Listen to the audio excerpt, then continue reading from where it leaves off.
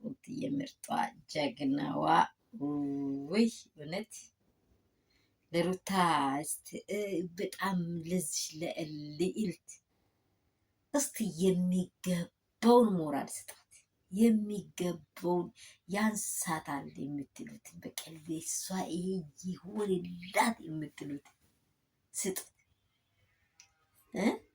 ስንት ወንድ መጥቶ አውርቷታል። ስንት ወንድ መጥቶ አውርቷታል። ስንት ወንድ መርቶ የሚፈልገውን ነገር የሆነ ሩታ ጋር ለመሆን በጣም ዋጋ ከፍሏል። እቺ ጀግና ሴት ስብላ ከልዑሌ ጋር ባሌን ደግሞ መመለስ ይችላለሁ ይብዛም እንጂ ይቆይ እንጂ መመለሱ አይቀርም ብላለች። ይሄ ቀን ደግሞ ይናፍቀናል። አንዳንድ ሰዎች ኤፍሬም ብልግና ፈልገው ነው እያላችሁ ነው። ኤፍሬም ብልግና ፈልገው አይደለም ውዶች፣ ብልግና ፈልገው አይደለም። በደንብ አዳምጡት።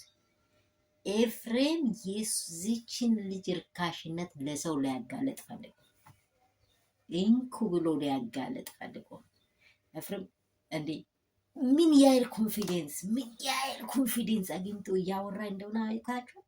የፈለገ ነገር ይምጣ እንጂ ፎቶውንም አውርጂ ምኑንም አውርጂ እያለ አብርሽም ቤት ሩታ ጋር ሄዶ ኤፍሬም ምን ያህል ክብር ኖሮት ሩታን እንደሚያወራ ሁላችሁ ታውቃል። በምን ያህል ተንቀጥቅጦ ነው የሚያወራት። የምር ነው ምላችሁ። ሩታን የሆነ ፊቷን ቀና ብሎ ማየት አይችልም። የምትሰጠው ሀርድ ድምጿን ራሱ እሺ እሺ ነው የምለው። የሴት ልጅ እርካሽነት እዚሁ ይታወቃል። ሴት ልጅ ስትከበር ትከበራለች። ዘር አዝማዷ ያከብራል። ሰላም ሰላም ውዶቼ እንደምን አላችሁ? ሁሉ ሰላም ነው? መልካም ነው ወይ? እኔ ጋር ሁሉ ሰላም ነው። ሰላማችሁ ብዙ ስትረፍረፍ ይበል። ያላችሁበት ስፍራ እግዚአብሔር በሰላም ይጠብቃችሁ። ውሏችሁ የተባረከ አዳራችሁ የተባረከ ይሁን። ባላችሁበት ስፍራ እግዚአብሔር በእውነት ማስተዋልን እና ጥበብን ይስጠን። በማስተዋል እንድንራመድ ይርዳን ነው የምለው። ይሄ ጊዜ በጣም እያስፈረን ነው። በጣም እያስፈረን ነው ከምንለው በላይ በጣም እያስፈረን ነው። እንግዲህ እግዚአብሔር ደግሞ ለሰው ለልጆቹ እሱ ይራራል።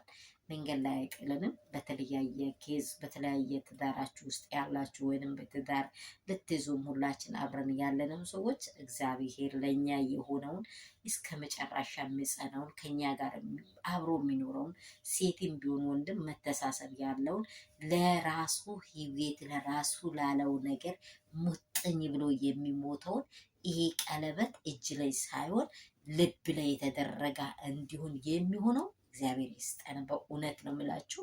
በጣም እያስፈራ ነው። ጊዜውም እያስፈራ ነው። ሁኔታውም እያስፈራ ነው። ነገሮቹም እየዳበሩ ነው።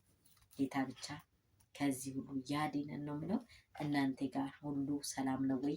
ይህ ቪዲዮ ደግሞ የሚደርሳችሁ ሀሳቡ ከተመቻችሁ ለብዙ ሰዎች ሼር አድርጉ። ደግሞ ችግሩንም ያለውንም ነገር ይሄ ይሁን ይሄ ይናስ ይሄ ይጨምር የምትሉትን ደግሞ በኮሜንት አስቀምጡልኝ። እያደረጋችሁ ያላችሁ ደግሞ ውዶች ብዬ ወዳችኋለሁ። እውነት በጣም እንቆች ናችሁ የሩትዬ ቤተሰቦች። እኛ በእውነት በኩል ነን። መቼም ቢሆን ከእውነት ጋር ነው። እውነት መቼም አትሞትም። አብርሽ ህይወቱን መልሶ መኖር ይችላል ወይ? እሱን አይደለም እውነት መገኛት ነው።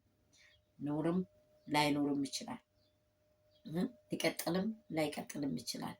እሱ እኛ የቆረጥነው ሰውን ከላይ ያልቆረጣቸው ነገር ከሆነ ይቀጥላሉ።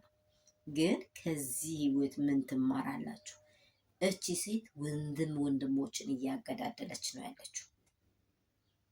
እኔ ከሄርሜላ በጣም እየጠላሁት ነገር አትግባ፣ በቃ ቤት ላይ እሱ የለም ውጣልኝ ማለት ሲገባት አስገበችው። የምታወራው ነገር ደግሞ ሁላችሁ የሰማችሁት። ድጋሚ አላወራም። በዚህ መንገድ ላይ ብዙ ቪዲዮ ሰርቼዋለሁ። ግን ማስተዋል ይስጠን፣ ማስተዋል ይስጠን። ሰው ሲገዳደል ሰው ሲሞት ደስ የሚለን ነገር አይ ሩታና አይታችኋል አይደል? አብርሃምን ራሱ በድፍረት እኮ አትነካም። አብርሃም የሚባል ነገር ላይ በድፍረት አትነካም። ውሳኔዋን ይዋል አትነካም። ደስታ ምን ያህል ነገር እንድትጠብር ግፍ እስከምል ድረስ አብራም የሰጠችውን ቦታ ማንም እንዲገባ አትሰጥም።